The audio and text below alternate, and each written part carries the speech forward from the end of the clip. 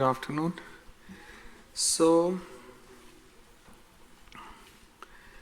we started SVM last week, and just to remind you where we were, then we'll do progress on this. So support vector machines, we first did forming the optimization problem. To form the optimization problem, we said there should be a hyperplane which separates the two classes which we are trying to separate.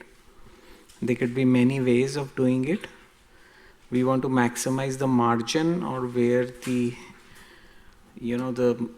boundary of the hyperplane hits the data points. So that we formulated it as an optimization problem here. I don't know why this is, thought I changed it. Never mind. So then we did an example using an optimization in what you learned in the optimization course, how to solve it by cases. So this is the example which we did on Wednesday. So this is the optimization problem. Minimize half of W transpose W subject to yi W transpose xi plus b greater than equal to 1. And then we had applied the necessary conditions, which we said it's a convex problem, so it will turn out to be sufficiency as well, and then global solution, and then we had solved this. So now what's the plan for the rest of the SVM? So we have 5 lectures on SVM. So what we'll do today is we'll formulate this into something called as a dual problem. Now, what is dual? Duality concept arises in many fields. It's like looking at from two different perspectives. So like if you have a coin, you would say one side you look at its head, the other is tails, the same coin. So similarly, what we formulated was called as the primal problem. And the one which we are going to solve now, convert it is into, would be a dual problem. The reason we do it into a dual problem is, will be clear once we do it. The reason is that it is class of a method called kernel method, which helps you to solve non-linear problems as well. So this will be clear. So today you will just follow my instructions how to convert it into a dual problem. Then tomorrow when we start non-linearly separable data. Okay, so this you know by now. What is the date? What's lecture 7, right?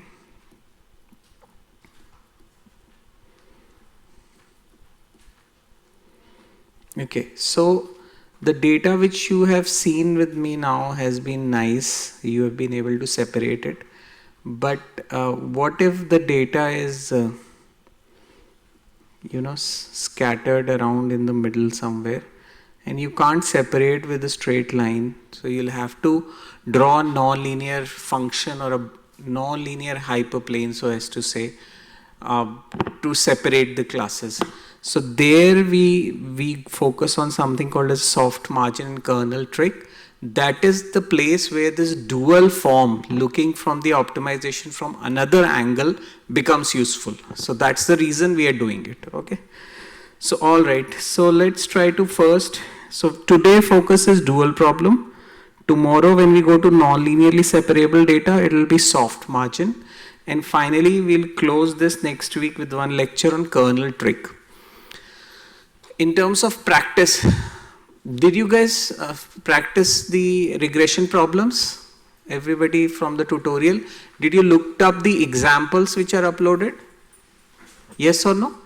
If you're done, then tell me, we'll upload more. But now coming to SVM, I've not done any example. Well, we have done an example in using the cases to solve the standard optimization problem.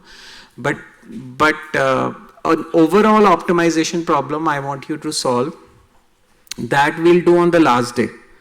So what you will do is, today you'll do dual problem. Tomorrow we'll move to non-linear data and do something called as a soft margin, a technique. Then on Thursday you will numerically play around with SVM. Okay. Then next week Tuesday we'll apply kernel trick and do 2 problems. Then I'll give you 2 problems from homework on that. Then that following Thursday you'll do a tutorial on SVM, and then I'll upload practice problems on SVM. So there'll be layers of practice problems you do. Right now the focus which we are doing right now is all on the theory of SVM. So we're trying to understand why this works the way it is. Regression theory was fairly straightforward, because you were just taking the points, finding a line, whether you're doing a linear regression or non-linear, minimize the error and done. Here it's slightly more involved because there is a quadratic problem. Is that okay? So we'll start with the dual problem. So to do the dual problem, we'll first recall our original problem. So our original problem goes like this: minimize half transpose subject to this, and this was our Lagrangian in this case. Everybody with me on this? So now what I'll give you the theory behind. So first thing we have to notice is that this is a convex problem. So what is a convex problem? Does anybody remember?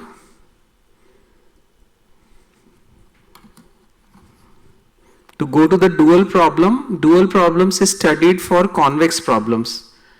So that's what I'm asking.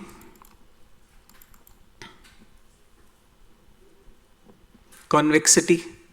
Those who were non-CS people, we went over this in the extra lecture 1. And the CS people, if you have forgotten everything, you could go over this or see my recorded lecture. Hai na? What is convexity? What is a convex problem? Does anybody remember? That's a convex function, correct. Hessian being positive, semi-definite is a convex. If it is positive definite, then it's strictly convex. Correct? That is what we defined as a function. But in this convexity PDF, we had defined what is a convex optimization problem. What is a convex optimization problem? Sorry? Correct. So convex optimization problem is where the objective function is convex. The equality constraints are convex and the inequality constraints are concave. This is how we define it. In case we have not defined it before, I think we should have defined it here. But nevertheless, if it is not there, you should know that this is how it is defined. And when we say defined, it is a standard which everybody is following, because it makes things slightly easier. There's absolutely no rule to say that we want to make the inequality constraints concave. We can say that they are convex. That would be one way, but this is not how people have followed it in the literature. They have followed it by saying the equality is convex and inequality is concave. Okay, so it is the matter of convenience. Yeah, it's a matter of convenience that we are trying to make. This is how we define. So now the question is this a convex program or a convex problem? Help me. We'll start one by one. Since you don't ask question, I'll start asking. Somebody from that row? What is the objective function here?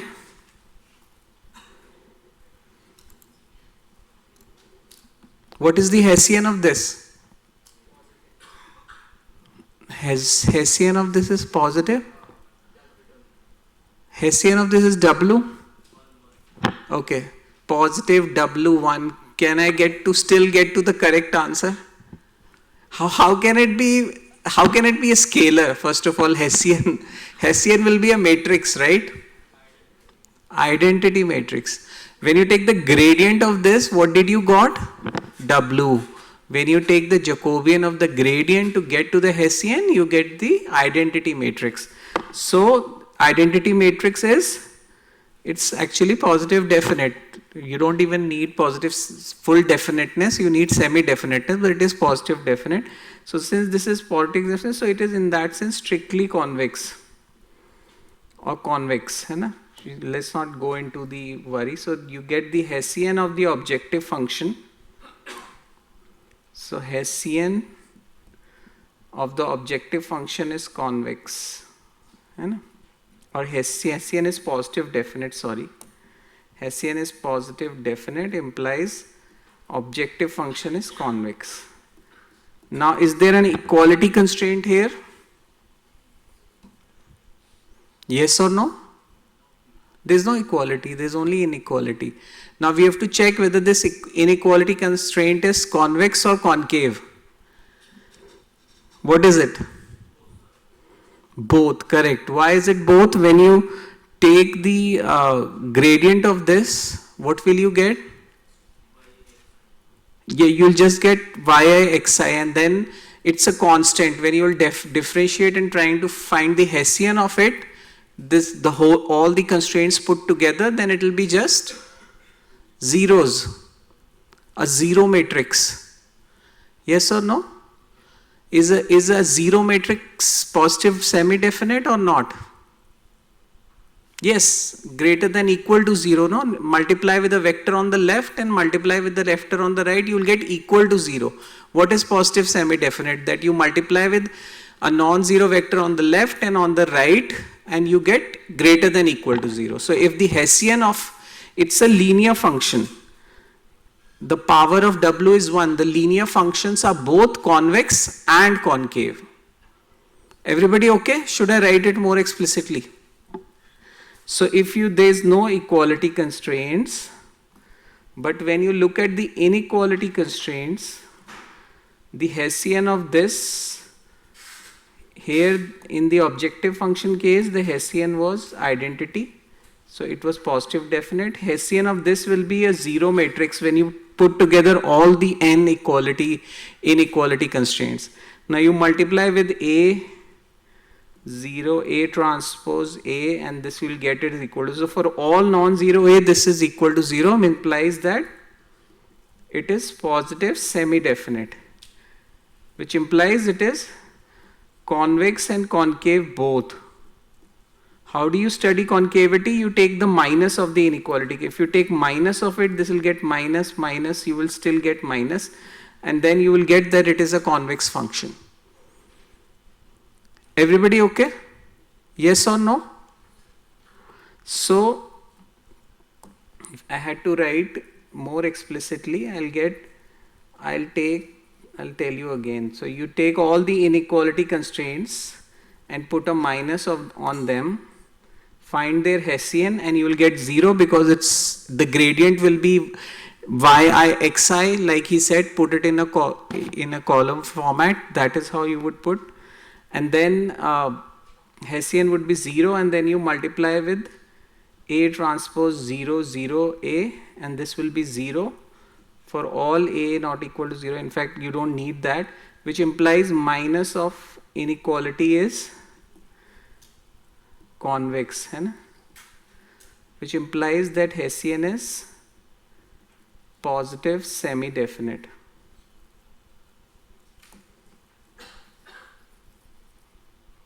Maybe more explicit. So this implies that Hessian is positive semi-definite.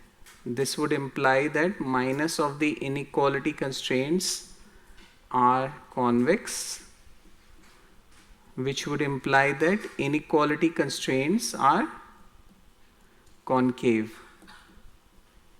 So hence our problem is a convex problem or a convex program. This is the reason in the previous lecture I didn't go about, I said the local minima will be global minima, because it is a convex problem. Everybody comfortable? Should I work this out? How you got Hessian 0, how you got Hessian to be identity, or you're okay? Yes or no? Should I work it out or okay? Okay? Loudly. If one person is confused, you can tell me, I can work it out. Okay, so we now know that our optimization problem is a convex program or a convex problem. It is a convex program or convex problem, whatever you want to call it. Now from convex programming, there is a result which we are going to use, which is now defined below. So the result goes like this. It says that if your objective function is fx and this is your equality constraint, what kind of equality constraint is this? Sorry? No, what kind of equality constraint is this? Is it linear or non-linear? It is linear. Hai? What is the inequality constraint? It's Cj. So it says that if fx is convex and Cj is concave, aix would here anyways be convex because it's a linear. Linear functions are both convex and concave because the Hessian of that are 0, which means that there will be positive definite whether you take the function positive or minus positive. Correct? Everybody with me? Alright. So then what you do is define the Lagrangian. How did we define the Lagrangian? You write the objective function minus lambda times the equality constraint minus mu times the inequality constraint. This is how we defined it. We studied it in the extra lecture 2 where we defined the Lagrangian, and we used it in the last 2 lectures as well. So if you have a convex problem, then the dual of that is given by this.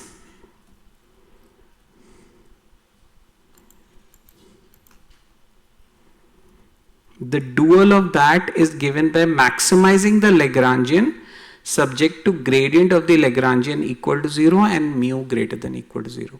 This is how it is defined. Like I said, the coin, no? We were looking at one side, now we are looking at the other side. Why it is called the dual?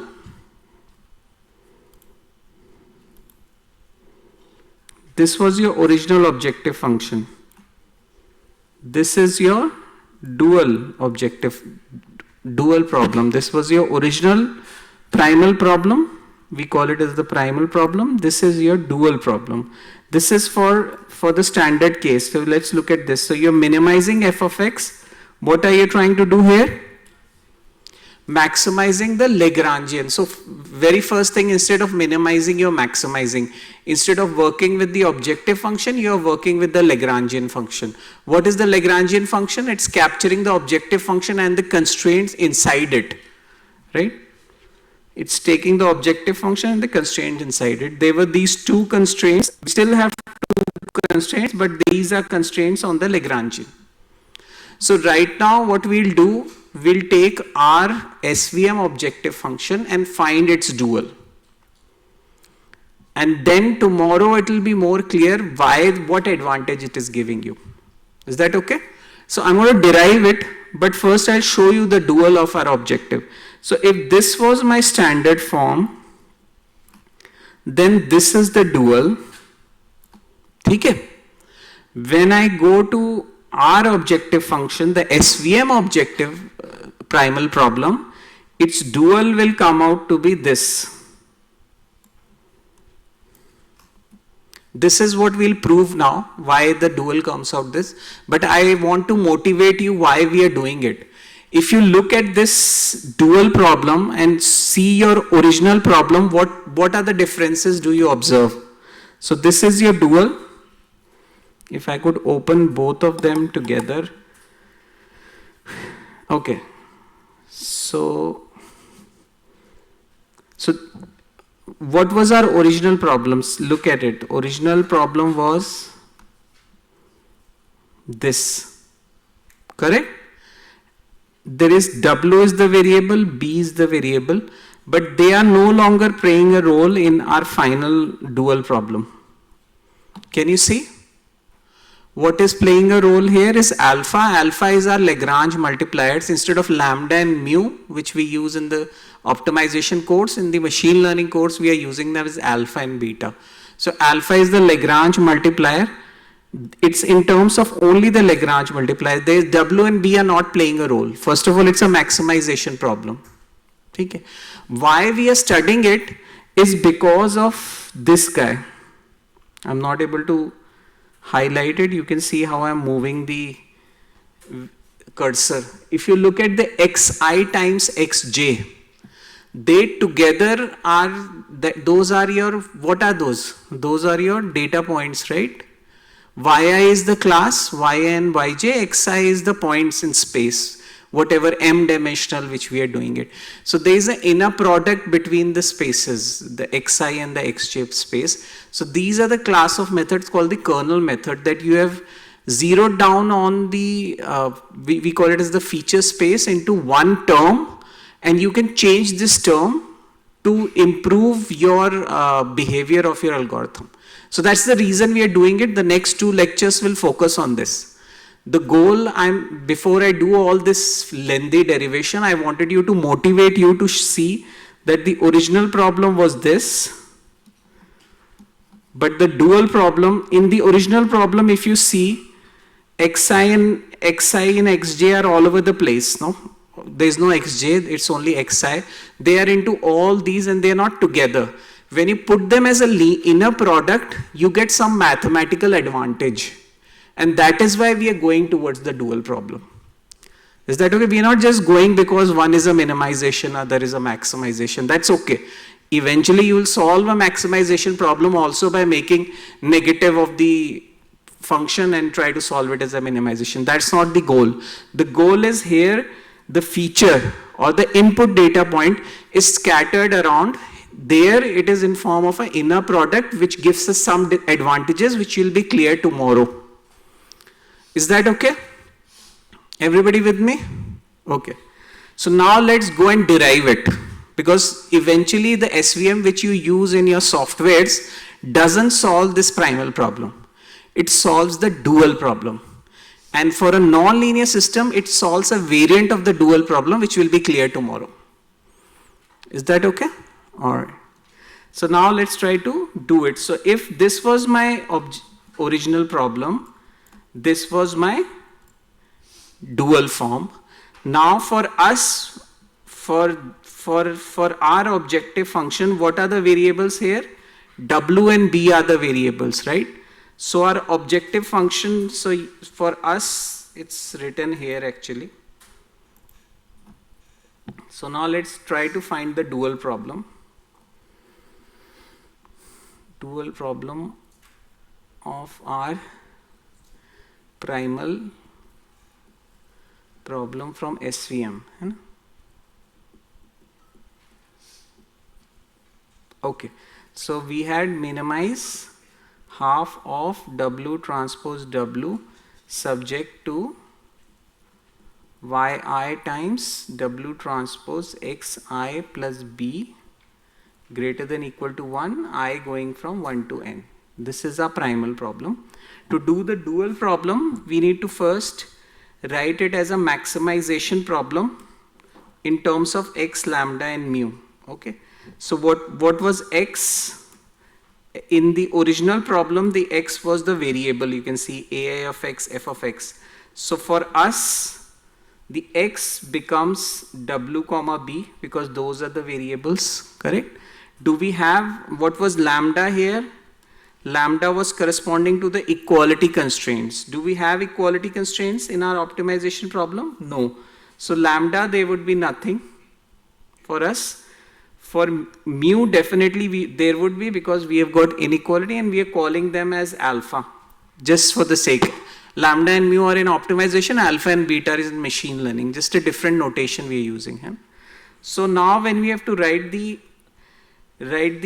dual of this, so we will write maximize Lagrangian with respect to, it was x lambda mu. What is our x? X is w comma b. There is no lambda.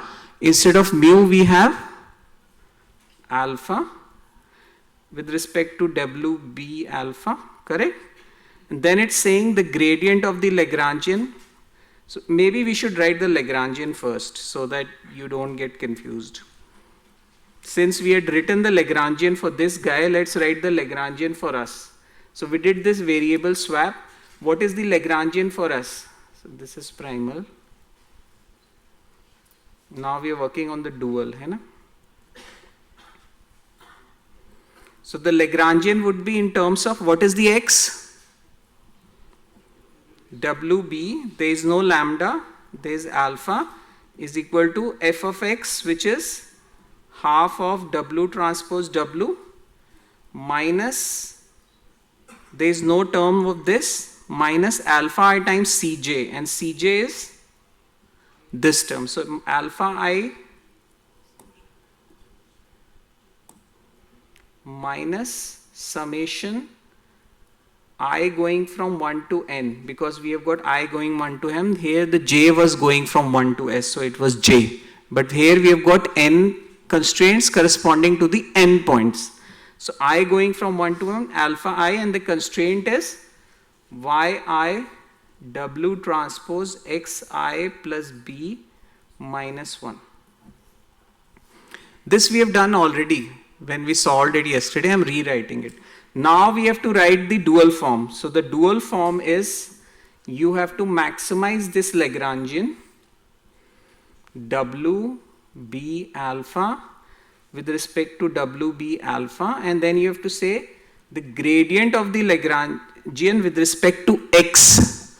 What is the x for us? It's W and B. So it's the gradient with respect to W of the Lagrangian W comma B comma alpha equal to 0, and gradient of the Lagrangian with respect to B, which is the other x, W comma B comma alpha equal to 0, and mu is greater than 0. What is our mu? Here mu is the vector of all mu's, basically, in case it's not written, the mu j. So how many, instead of mu, what do we have? Alpha. So we have alpha I greater than equal to 0, I going from 1 to n, or you can write this directly as alpha greater than 0 if alpha is all the alphas put together. Is that okay? Okay. Now we are going to use these two and substitute it in our Lagrangian function and see what do we get. Everybody with me? Okay.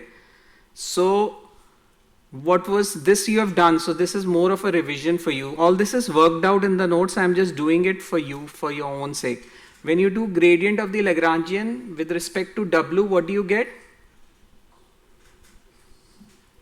You get W minus, this is just yi times. So this will be, you to do gradient, no? The gradient W1 will give you x1 will give you x2 will give you x3, so it will be minus of summation alpha I yi. This we have done it already, hai na? I going from 1 to n equal to 0, or W is equal to this. Correct? This we have done it before. Do you want me to do it again? Yes or no? No. Okay. Then when you do this,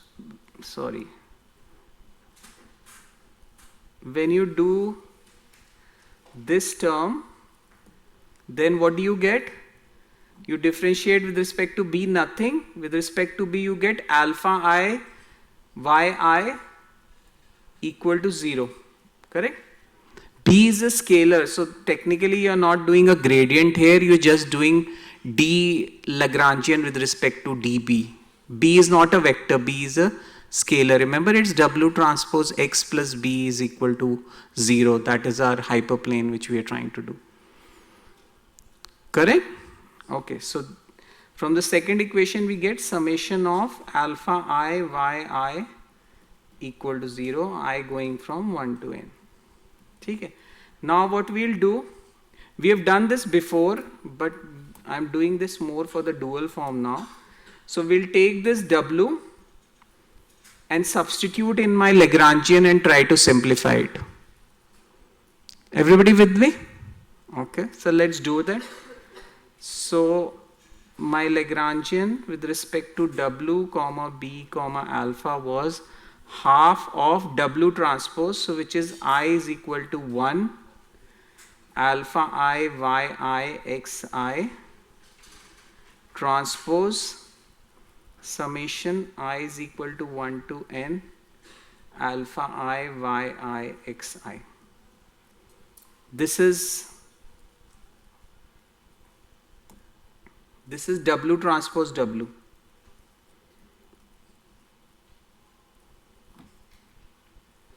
by making this. So this is coming from the dual form, है ना? यहाँ तक everything was worked out in the dual form.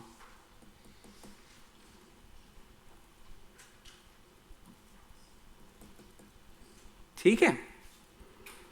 Now my question for you is, what will be the product of this?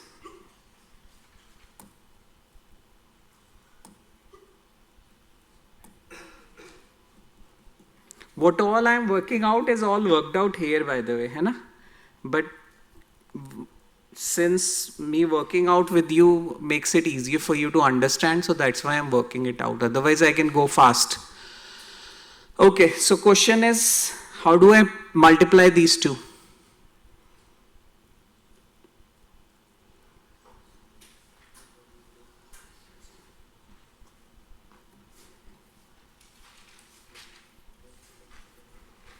So what I am trying to argue is, since there is a summation with I here, use a different index here, j.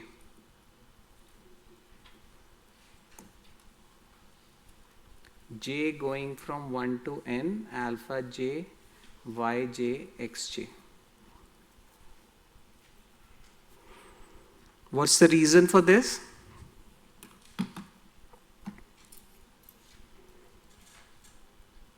And then there will be minus of, okay, let's write it and then we'll substitute W transpose here. So there is minus summation. We'll come to this reason, huh? So this is minus summation I going from 1 to n, alpha I, and that was yi times W transpose. So W transpose is summation alpha y x transpose times xi plus b yi and then minus 1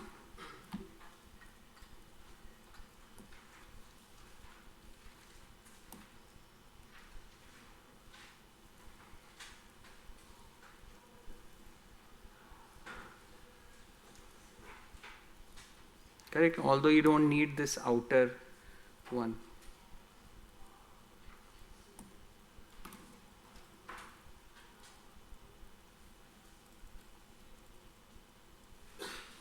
No, you need it here. And this I am also saying goes from j is equal to 1 to n, alpha j, yj, xj. So instead of using the I index, which was already in this one and this one, I am switching the inside index to be j. Correct? Can somebody tell me why are we doing this? Why I am changing the index?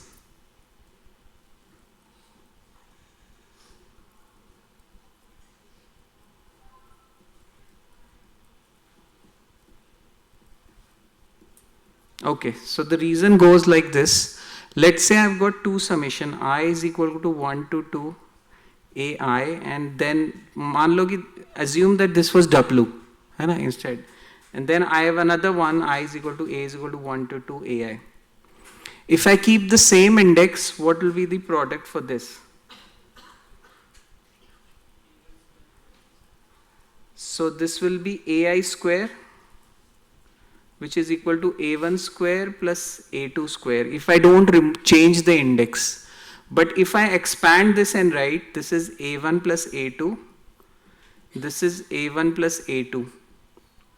What do I get? The cross terms are missing.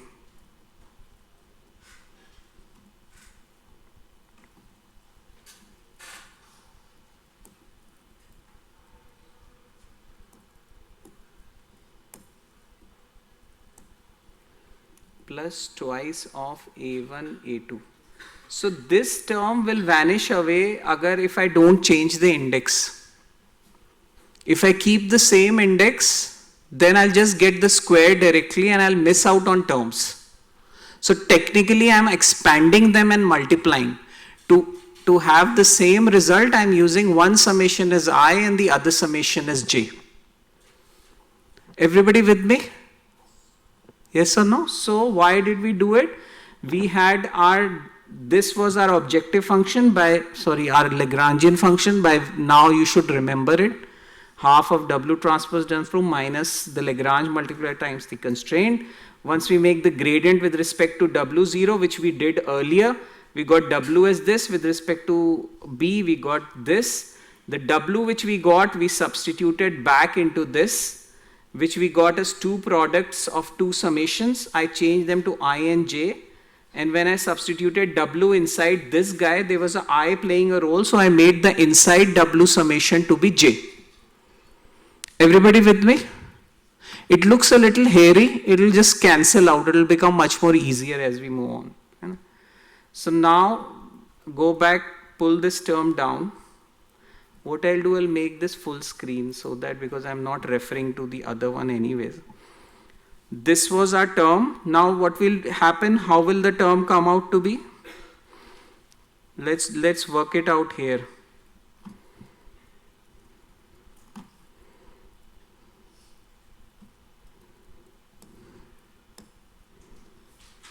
Let's not work it out here. Let's work it on the side.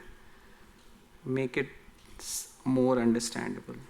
Or well, when you study, then it becomes difficult. So let's do it at the bottom only. So what will happen once you multiply? It will be alpha I, alpha j, yi, yj. The two summations will be pulled out. Those who are from math, they're usually worried about putting two summations together. Here there is no problem in the order of the variables because there is no infinity. When it goes to an infinite summation, then you have troubles. Here it's a finite sum. So nothing will happen. What will happen? We'll pull the two summations out. So your Lagrangian WB alpha is half of summation I going from 1 to n, summation j going from 1 to n, alpha I, alpha j. They are scalar, nothing is bothering. Yi, yj, they are scalars, nothing is bothering, the transpose. But there was a term xi transpose xj. Alpha I, alpha j, yi, yj, these are all scalars. The transpose is not playing any role. Xi's and xj's are m dimensional, m for monkey. So that's why we are writing xi transpose times xj. Everybody with me? Yes or no? Now let's try to simplify this. What do you get from this? Looks hairy. We'll put the two summations out. Alpha I, alpha j, yi, yj, xj transpose times xi. Whether you write xi transpose times xj or xj transpose times xi, doesn't matter because it's an inner product. You can write A transpose B or B transpose A. Everybody okay? So I'll write that term. I'll write this term now. Correct? So I'll write this term. This is minus summation I going from 1 to n, summation j going from 1 to n, alpha I, alpha j, yi, yj. It is actually turning out to be xj transpose xi, but I will not worry about this because it's an inner product. So I'll just write xi transpose xj. Is that okay? Yes? What is the next term? Alpha I times yi times b. What is alpha I, yi?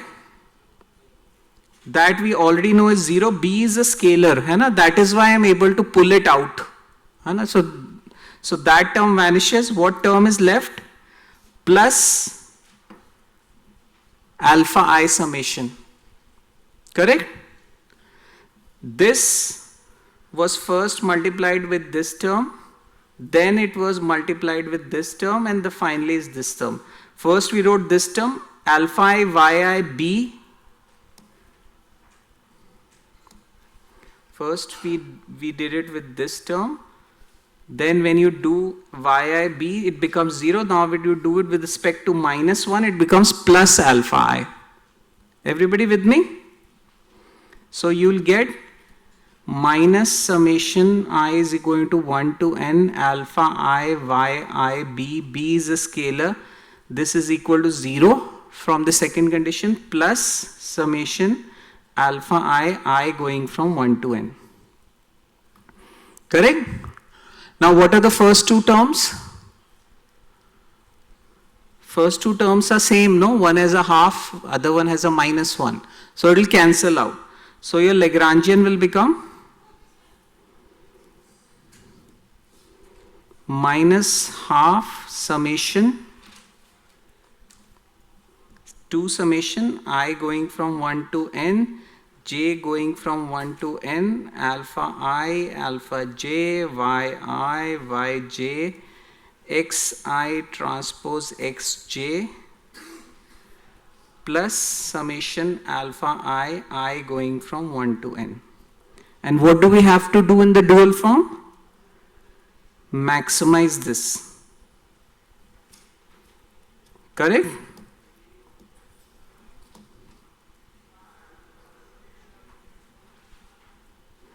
There is no w and b actually. So you're only maximizing with respect to alpha. Correct? Everybody with me? So this was the first thing which we got. We got our Lagrangian. Go down a little bit. This is what we simplified. But what were the conditions? The conditions was that w is this and this. So we have to write both the constraints also, because now we can go back to this form. Okay. So you had to write maximize this subject to this and this. Maximize this we have simplified, subject to the 2 is w is this and alpha is this. So we'll write it down. So this is maximize this. Sorry, ये बड़ा हो गया. I'm going out of the window. क्या? हाँ, इस वजह से ठीक है. So the constraint was that gradient of this with respect to w comma b comma alpha is equal to 0, which we got that w is equal to summation I going from 1 to n alpha I yi xi. But this we have already substituted, so this is not playing a role. The second condition was this w b alpha is equal to 0, so which got us the constraint that alpha I yi equal to 0, I going from 1 to n. And we also got that alpha I is greater than equal to 0, I is equal to 1 to n, or alpha is greater than equal to 0. So this is your new dual form objective function. This is one constraint, this is the second constraint, and this guy which I cut it out, this will give you the ideal hyperplane width. But we have already substituted, but you don't need it to solve the dual problem. Is it making sense? Yes or no? Have I lost you? So I'll repeat it what I just worked out here. So we had the original primal problem. Solving the primal problem in the case of SVM is difficult, which will be clear tomorrow, which I'll talk about it. So we solve a dual problem. To solve a dual problem, we told you a result for convex programming. If this is the primal problem, the dual of that is like this. So we converted this into our problem to dual form. So we wrote it as maximizing this. Then we wrote the two constraints, substituted in the Lagrangian and solve it. And we ended up getting, this is our dual problem. In this dual problem, w is not playing a role, b is not playing a role, that doesn't matter. Earlier problem was minimizing half w transpose w, it's maximizing something. That is also not something which we are really excited about. What we are excited about in the dual problem is the product between xi and xj. Xi's are called the feature space because those are defining your space. Those are the points which are defining how your SVM will be computed. Remember, alphas are the Lagrange multiplier, yi are the classes, which class it belongs to. But Xi's m-dimensional, monkey-dimensional vectors are your space. So we are kind of segregating all that information as an inner product. And there is a theorem in machine learning, which I'm going to tell you tomorrow. It says that if you change this inner product and take it to a different dimensional space, let's say this is Xi transpose Xj is one inner product. M vectors multiplied with M vectors for all Xi Xj. Hai? Let's say I make it 1,000,000 times M and 1,000,000 times M. So what the theorem says is that if your space is non-linearly separable, which means these are your x's, these are your dots, and you have to get some fancy curve to separate it. If you increase your feature space, then it may become linearly separable. There is a theorem. So that is why we are bringing all the data points as an inner product so that we can increase its dimension and then make it linearly separable. All this is not foreign. You will see this in the next 2 lectures.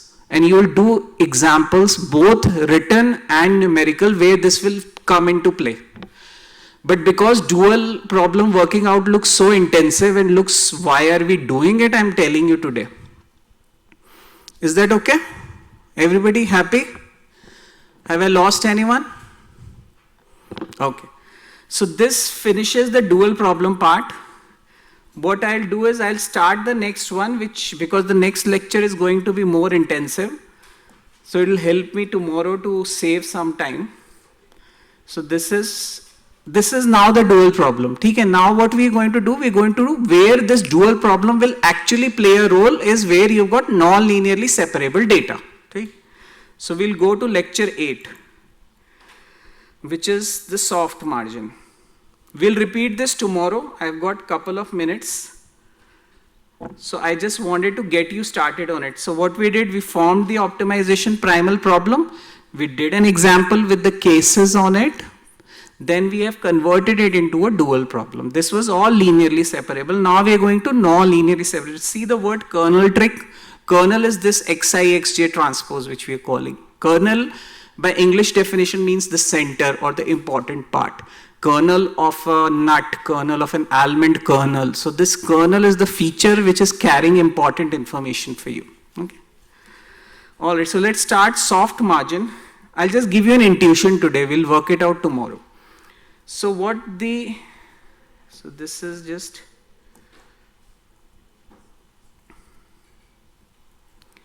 intuition on lecture 8, hai na? Soft margin. So again, we are going towards non-linearly separable data. So let's say these were nice points. You have to be, by the way, linear SVM in real life works very well. It's not to say that it is just an academic toy problem. Linear SVM still, my PhD students are using linear SVM. We rarely want to go to nonlinear, even we are doing cancer classification. So it works really well. But sometimes the data is so bad.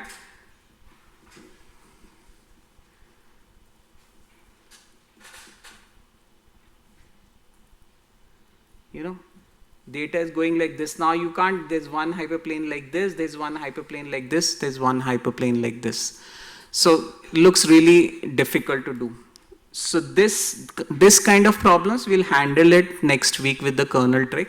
We are going to target a slightly, not a highly nonlinear problem, but a weakly nonlinear problem. Now what do you mean by weakly nonlinear problem with the soft margin trick?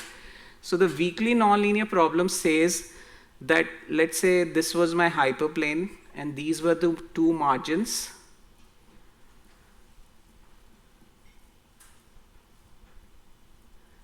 This was the nice case, right? Those are the support vectors, you know, something like this.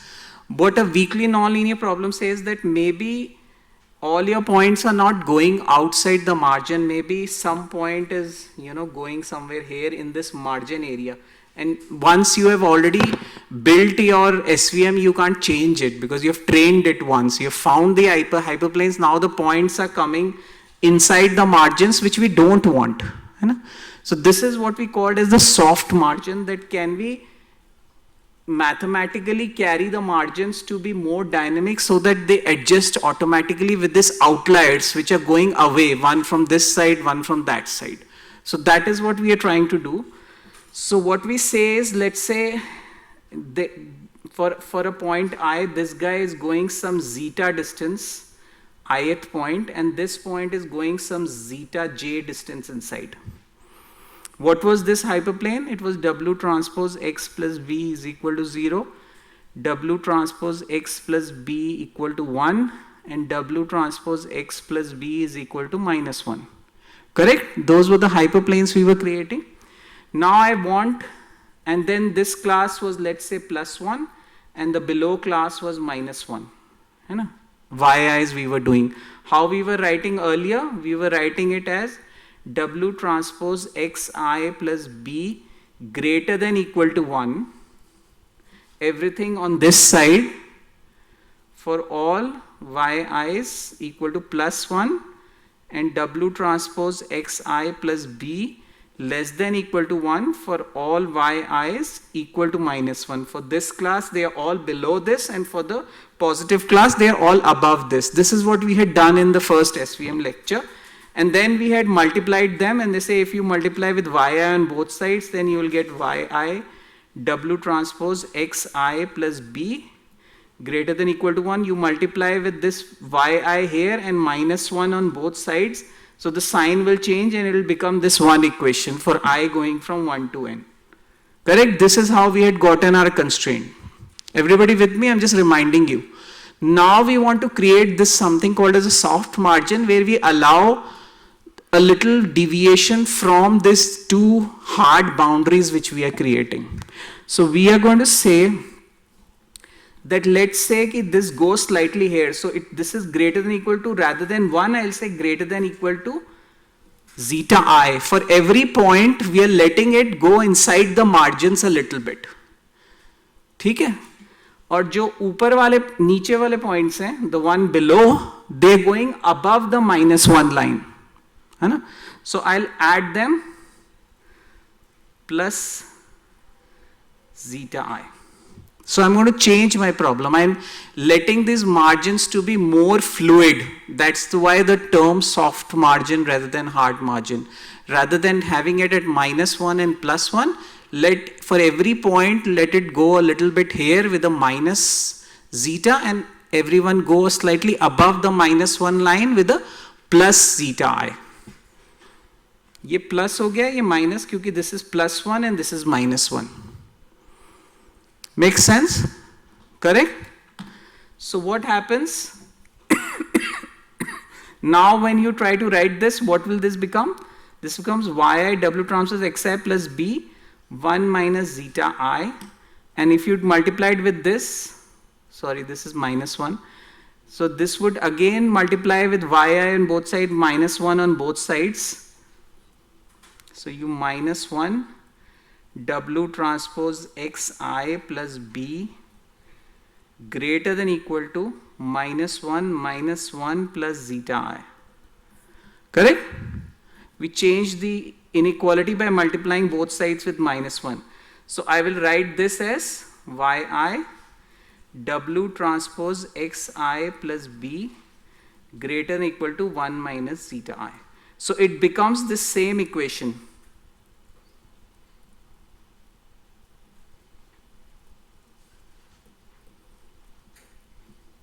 Correct? Yes or no? Everybody can see? The I's were initially different. Or maybe I don't write this I. Let's say this was for some set of I's and this was for a different set of I's. है ना? So I going from 1, 3, this is I going from 2, 4, something. Let's say odd and even. When you did this, you got this, and when you did this, you got this. So eventually you'll get the same thing. So when you combine this I going from 1, 3, so and so, I going from 2, 4, so and so, when you combine this equation and this equation, it's the same. Yi W transpose xi plus b greater than equal to 1 minus zeta I for I going from all n. Everybody with me? Now what we also want, I'll just stop, we're finishing time.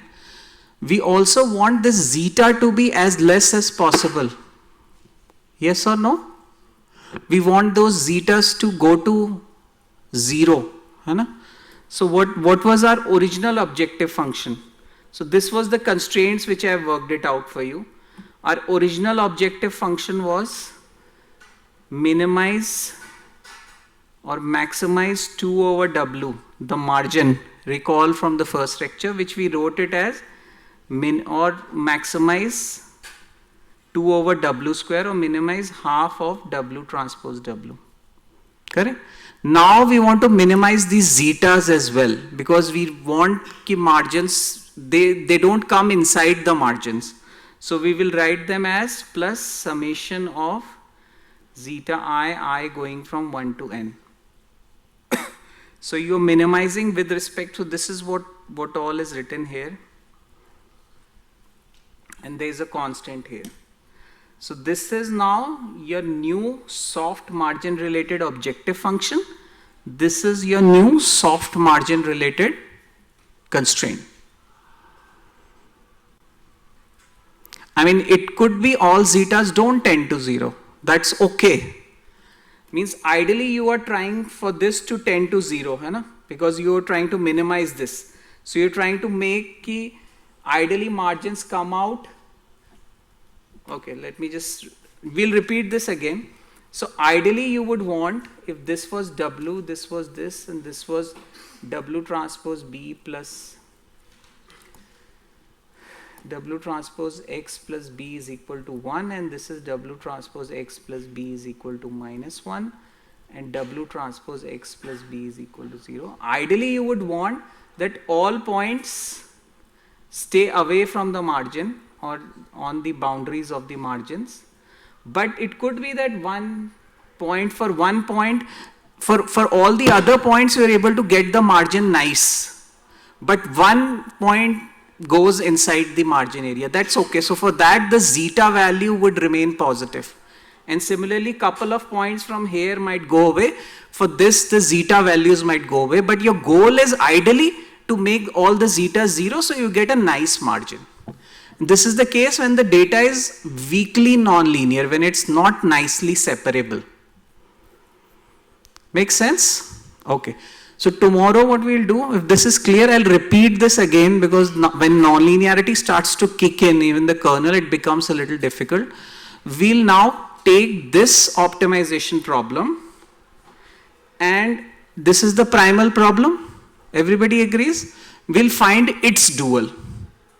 Because in real life, you may end up with a non-linearly separable data where you may end up using a soft margin and solve the dual problem corresponding to this. Everybody okay? So just bear with me till tomorrow with the theory, and if the theory may look boring to you, but it's important to understand SVM. But all this will come into examples in the last class. We will start playing around. Playing around is I can make a second or a third year computer science student also to do. Given a numerical, given optimization, do it. But why is the optimization problem being formed and how it is being formed is more important for you. Is that okay? Okay. Any questions? You guys are not stopping me. फिर से क्या feedback में question लिखोगे? पूछो ना मेरे से. Please. I'll bring chocolates tomorrow, है ना? What do you call silk? Cadbury silk. ठीक है? So those who ask questions, I'll give one silk to. At least I need 5 questions tomorrow. Okay? So take the silk from me. Okay. Thank you.